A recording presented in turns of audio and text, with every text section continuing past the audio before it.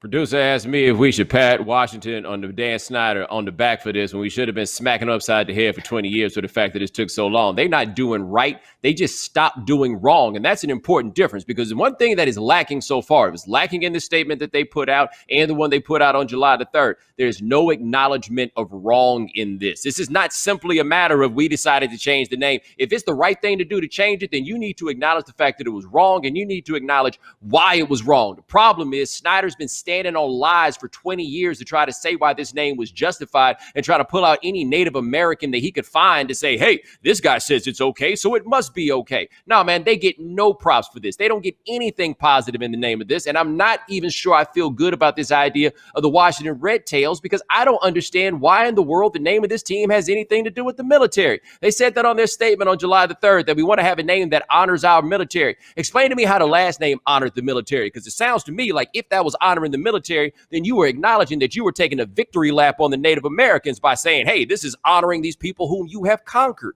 What? What was that? Oh, okay, cool. So what? That didn't make any sense? So what are we doing here, man? All these things that they keep coming up with behind the name, your name doesn't have to be something that deep. It just has to stop being a racial slur. And you don't get credit for no longer calling somebody a racial slur.